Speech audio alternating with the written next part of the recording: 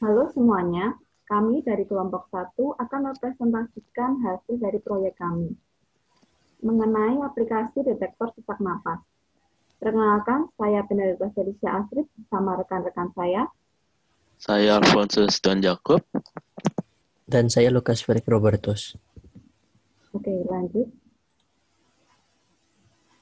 Yang pertama adalah gagasan masalah. Dari latar belakang masalah ini, banyak sekali orang yang mengabaikan kesehatan paru-paru mereka, hingga mereka tidak sadar bahwa mereka itu mengidap penyakit pernapasan yang fatal. Contohnya adalah virus corona. Sebabnya ini adalah masyarakat ini mengabaikan protokol kesehatan dan tidak menjaga kesehatannya dengan baik. Lalu untuk akibatnya, semakin tingginya tingkat kematian manusia akibat dari sakit paru-paru.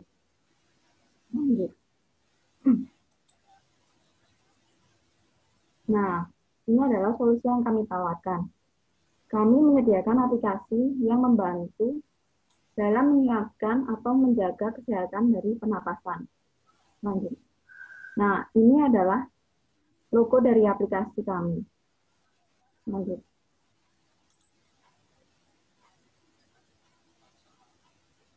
Fungsi aplikasi. Yang pertama itu memberikan informasi seputar penyakit pernapasan. Mulai dari ciri-ciri penyakitnya, penyebabnya, pengobatan, dan penanggulangannya. Yang kedua itu menghitung laju pernapasan dan fungsi paru-paru. Yang ketiga, mendeteksi sesak nafas. Yang keempat itu memiliki tombol darurat jika terjadi sesak nafas. Yang kelima itu fitur konsultasi.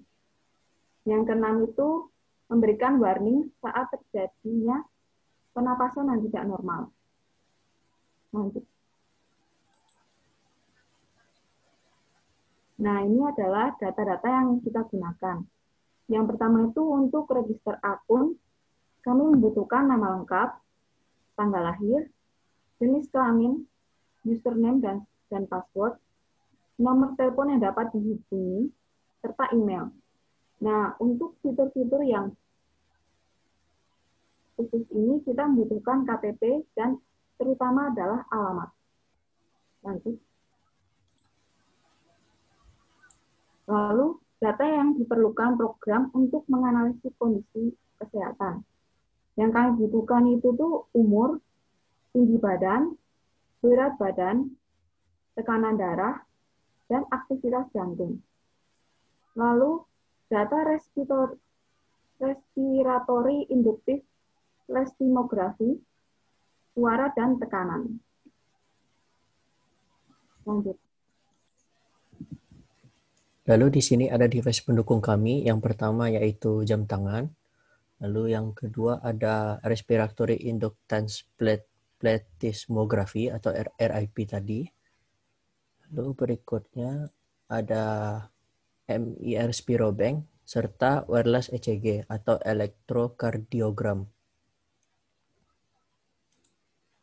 Lalu inilah tampilan alur program kami. Yang pertama kita akan membuka aplikasi. Pada saat kita buka aplikasi akan ada dua menu pilihan, yaitu menu masuk atau daftar. Kalau kita sudah memiliki akun, kita akan masuk, harus memberikan nama pengguna serta password kita. Sedangkan kalau belum mempunyai akun, kita harus mendaftar dulu. Kita akan meminta nama lengkap, email, jenis kelamin, umur, password, ulang password, riwayat kesehatan pernapasan, serta verifikasi email dan HP dan KTP. Lalu setelah melakukan masuk atau daftar, kita akan secara otomatis langsung masuk kepada menu. Pada menu ini kita ada cek pernafasan, ada informasi, ada konsultasi, ada aktifkan detektor, dan tombol darurat. Jadi beginilah tampilan aplikasi kami. Ini ada logo kami, ini ada dua tema pilihan kami, yaitu ada tema hitam dan ada juga tema putih.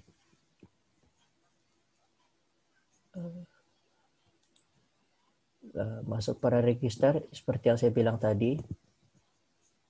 Ini menu masuk, kita diberikan nama pengguna sama kata sandi. Kalau tidak punya, kita akan registrasi dulu seperti pada gambar.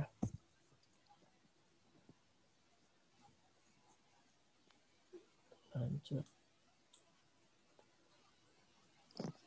Nah, selanjutnya kita masuk ke menu home atau menu utama dari aplikasi ini. Nah, di menu home ini di ujung kiri atasnya terdapat profil dan di ujung kanan atasnya ada pengaturannya. Di profil kita dapat menambahkan foto profil kita dan melengkapi identitas diri yang belum kita lengkapi di saat mendaftar atau registrasi dari aplikasi ini. Nah, terus di pengaturan terdapat settingan untuk mengganti password dan ketentuan-ketentuan lainnya dan kontak yang dapat dihubungi jika ada masalah dalam program ini dan menu untuk melaporkan bug-bug yang ditemukan gitu. Nah, di bawahnya terdapat kalimat kata untuk motivasi supaya menjaga paru-paru gitu. Nah, di bawahnya lagi ada highlight dari artikel utama yang terdapat di menu informasi. Terus di bawahnya terdapat 4 menu atau fitur utama, yaitu informasi, konsultasi, cek pernafasan, dan aktifkan detektor. Nah, di tengah bagian paling bawah terdapat tombol darurat. Nah, tombol ini dapat kita tekan jika terjadi kondisi darurat dan dapat aktif secara otomatis jika detektor mendeteksi ada yang tidak normal dari tubuh kita dan menghubungi dengan otomatis menghubungi tenaga medis dari rumah sakit tertentu. Selanjutnya. Nah, di menu informasi ini terdapat artikel tentang kesehatan paru-paru, tentang pernafasan. Tampilannya dapat dilihat dari detailnya di bagian paling kanan. Nah, di sini ya tampilannya dibuat semenarik mungkin supaya pengguna tertarik untuk membacanya. Selanjutnya. Nah, ini menu konsultasi. Di sini sebelum kita masuk ke konsultasinya, kita harus dapat memilih dulu dengan siapa kita konsultasi, dengan dokter mana yang tersedia gitu kan. Terus kita dapat melihat profilnya, dan jika kita tertarik, kita dapat konsul dengan menekan tombol di kanan profilnya. Nah, selanjutnya kita dapat melakukan konsultasi langsung, menjelaskan apa masalah kita. Selanjutnya. Nah, selanjutnya nih menu cek pernafasan. Cara pakainya adalah kita dapat pertama kita menghembuskan nafas kita sekuat-kuatnya ke arah mikrofon kita sampai kita nafas kita udah habis. Nah, pencet hentikan tes itu. Nah, hasilnya keluar gitu kan. Hasilnya itu ada dua versi. Pertama yang versi simpelnya yang tidak detail gitu, cuman penjelasan singkat dapat dimengerti oleh orang awam, dan jika kita geser ke samping ada hasil secara detailnya gitu. Nah, mungkin banyak yang bertanya apakah hasil dari tes ini akurat? Jawabannya iya, karena sudah ada penelitian dari Universitas di Washington. Nah, penelitiannya itu menunjukkan kalau error dari hasil ini wajar gitu. Dari rasio 5 sampai 10, errornya itu 6,2 dan itu terhitung wajar. Selanjutnya. Nah, kita masuk ke menu detektor sesak nafas. Yang pertama, sebelum kita menu ini setelah kita aktifkan akan bekerja secara otomatis dan kita harus menghubungkan perangkat tertentu ke tubuh kita. Bisa jam tangan atau kardiogram atau MIR Spirobank. Fitur ini memerlukan input dari ketiga device ini, salah satunya bisa juga.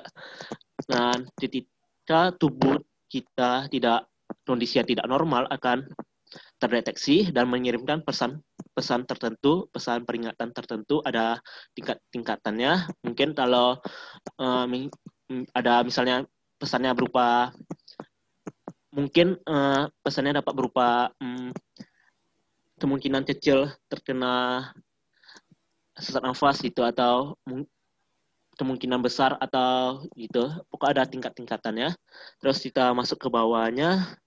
Nah, program ini memerlukan akses dari lokasi kita dan verifikasi KTP, sehingga nanti orang medisnya tidak pusing menghubungi kita. Selanjutnya,